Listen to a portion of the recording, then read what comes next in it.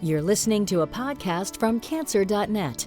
This cancer information website is produced by the American Society of Clinical Oncology, known as ASCO, the world's leading professional organization for doctors who care for people with cancer.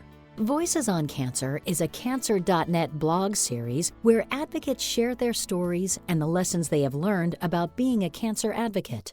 In this Voices on Cancer podcast, young adult cancer survivor Matthew Zachary shares his advocacy story and shares tips to help advocate for young adults with cancer. Diagnosed with brain cancer at 21 and given just 6 months to live, concert pianist and advertising and branding veteran Matthew Zachary is the founder and CEO at Stupid Cancer, a charity that comprehensively addresses young adult cancer. He is also the founder of Instapeer, an anonymous, evidence-based mobile matching and messaging platform for oncology patients, survivors, and caregivers. ASCO would like to thank Mr. Zachary for discussing this topic. Hi, this is Matthew Zachary. I am the founder and CEO at Stupid Cancer, which is the largest nonprofit that is comprehensively addressing young adult cancer. It is April of 2017. I'm proudly celebrating my 21st year in remission from terminal pediatric brain cancer. And history about my story, I was a concert pianist, born and raised in New York City. I was going to grad school to write for Hollywood. I wanted to compose and be Jerry Goldsmith and be John Williams. And during the summer of 1995, my left hand started to experience some tingling. And I didn't know what that was. I was an ignorant 21-year-old just living his life, being invincible and vulnerable. I got back to college in September of 95, and I couldn't play. My left hand just wasn't working. And I had fine motor coordination problems, and I couldn't arpeggiate. For those out there that are musicians, if you're not, arpeggiate just means to play notes very fast. So I went to the doctors on campus over and over again, and they kept misdiagnosing me with everything from carpal tunnel to Epstein-Barr to I was eventually given Robitussin they thought I had the flu. And turns out I had a brain tumor. So I got back after the semester, had an MRI, met some doctors, and poof, they found this golf ball inside my brain. So everyone was like, well, what did you do? I was actually pretty relieved that there was something there, but at the same time, they gave me sort of a grim prognosis. When you get a pediatric tumor when you're not a kid, it has different outcomes. It's not very well measured. They don't have long-term projections, and it was relatively disastrous. And to spare you all the details, I did survive against pretty much all the odds, and we don't know why, but I just happened to do that. But I was too sick to go to grad school. So everything I had been studying for the past decade was obliterated. And back in the 90s, there was no such thing as survivorship or quality care, or they didn't really pay attention to personalized medicine. I'm 22 at this point. I couldn't play piano. I was bald. I lost all of my hair on my entire body. I was impotent. I was infertile. My friends went off to grad school, or they abandoned me, and I was just left to be whatever the world needed or wanted me to think that I could do, which was pretty much nothing. My family was amazing. The friends that did stick around were amazing, but I was entirely alone. And it was horrible to not even know what I then soon learned years later, that there were other young adults who beat cancer that I would have liked to have known about, and I didn't. Instead of going to grad school, I went to work in the advertising industry for about 10 years. And it was along that path that I first and foremost rehabilitated my ability to play piano. I released some CDs, and it was like, if man plans and God laughs, then I laughed, because I got to release 2 CDs and took back what the cancer was going to take away from me, back when CDs were a thing in the late 90s. But at the same time, it took me 7 years to meet another human being who beat cancer in college. And when I did that, he happened to be an advocate in D.C. for childhood cancer. So he pulled back this curtain, and there were all these organizations I'd never heard of before that I was so angry that no one told me about. And yes, this was before Google and before Yahoo, and then the web was its own little universe back then. But still, I felt like I deserved the right to know that these things existed, and no one told me. And they were available at the time when I was diagnosed, just I wasn't told. So in meeting this young man, it introduced me to the world of cancer advocacy, and I didn't know what that word meant. Advocacy to me meant being a congressman or talking to some sort of lawmaker. And at the end of the day, I realized that what advocacy meant to me was I can now make cancer suck less for the next me, the next 21-year-old who's not made aware of things that can make their lives better. This really wasn't about hoping my cancer would ever be cured or anything like that, but if I could make one day a little better than the next for someone else just like me, that's what it meant.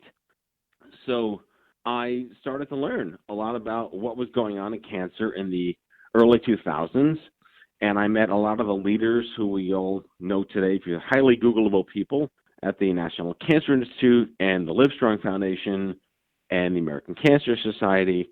And I felt like I got cultivated a little bit into becoming an advocate for young adults. And I credit a lot of people for helping open that door for me.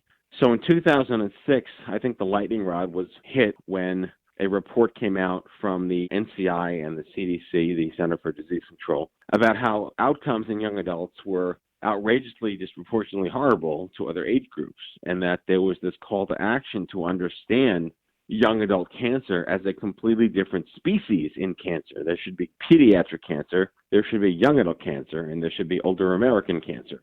And that wasn't the way it was. It was you're a kid or you're not, and that was no longer acceptable because young adults, like myself when I was diagnosed, have very different needs. You're at a different stage of life. And when you get diagnosed at 75, it's a very different life experience than when you're diagnosed at 21. So I then went on a quest to figure out what was missing in cancer for Gen X at the time. I was 31 years old at the time. I was 10 years out. And I just wanted a community for me. And I had met some really amazing cottage industry dwellers of this nascent young adult cancer universe.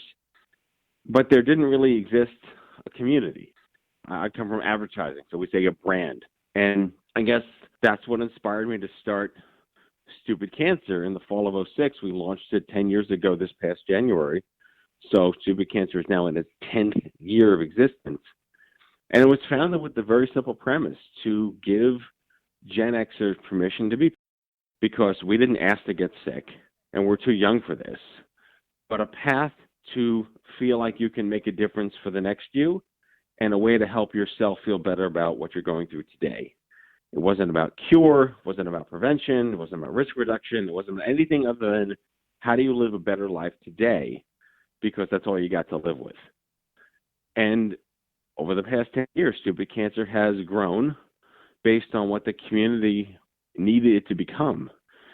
And now we're working in actual academic research, but not cure-based research. We're really now measuring how much we make cancer suck less. A good example of that, which is really an amazing narrative into why young adult cancer is different, is fertility. And it's often something that I have to talk about when people ask, well, why do you focus on young adults? What's so special about that? I said there's nothing special about young adult cancer, that it's not a contest between kids and old people. It's that it's different. And when you address things based on life stage, you can achieve better outcomes than casting this white napalm bomb that hopefully everything grows back the same way. I was 21, and I was made aware to bank my sperm because I was in pediatrics. And pediatrics is its own universe of best practices because it's been 30 years of addressing the issue. But most people that are 21 are not diagnosed in pediatrics.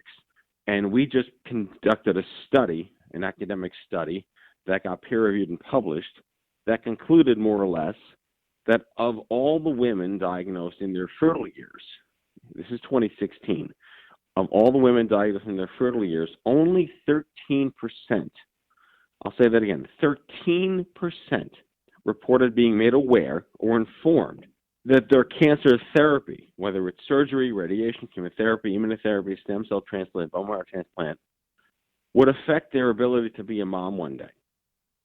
13% were made aware. 87% of women were made unaware that there was any risk at all to their fertility. Now, clearly, fertility is something that doesn't happen when you're 6 or 60. For women, it is something that matters in your fertile years. So we're now developing programs and best practices and educational workshops to change physician and HCP behavior to direct them more toward the age relevancies of their patient first and the disease relevancies second. Because at the end of the day, if stupid cancer can be responsible for more parents out there, then we've done our job. And that is the specific reason why stupid cancer exists today, is to empower those affected by young adult cancer. We have two other amazing programs that I'm very proud to talk about on this show. The first of which is our international convention, which is called CancerCon. CancerCon for 2017 is the 20th event we produced in 10 years, and it is the most incredible experience for young adult cancer, with over 600 attendees coming from all around the world, with doctors and researchers and 50 young adult cancer organizations as exhibitors, corporations and industry coming together to advance the cause. So cancercon.org is the place to find out what the event is.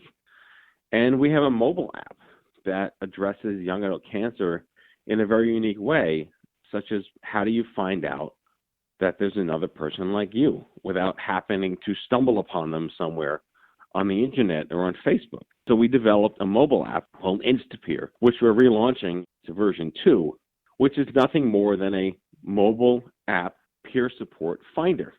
And it helps you connect with people like you who've been there and walked in your shoes. And it's anonymous, so you don't have to feel stigmatized. And it's age appropriate, because you don't necessarily want to meet people that are 65 years old. You want to meet people that are your age, and it knows that. So the relevancies here are so specific to how do we actually improve quality of life for young adults that the app is evidence-based, and that's nerd speak for we know how much it improves anxiety and depression and sense of self and quality of life and empowerment.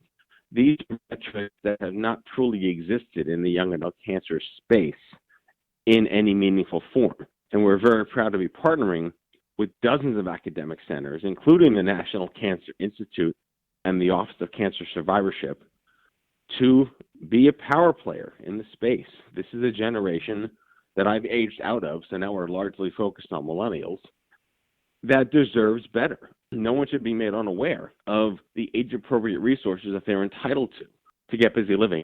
I guess the last piece that I'll talk about is how much progress we have made in pediatric cancer, because I am a product of long-term pediatric cancer care.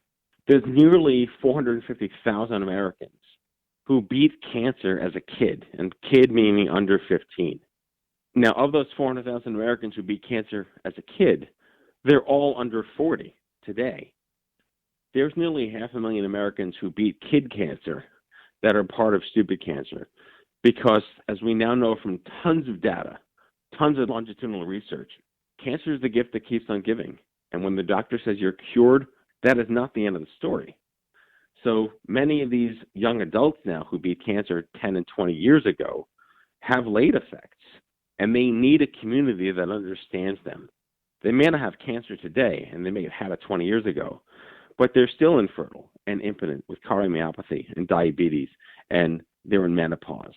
So this is the community that needs attention, and that's our job, and that's our responsibility. So if you or someone you know is a young adult affected by cancer, or you're intrigued and want to learn more about what the young adult cancer movement is and how you can help, please check out stupidcancer.org. We have many different ways to get involved in what we do. If you work in academia, we'd love to partner with you on some longitudinal research outcomes data.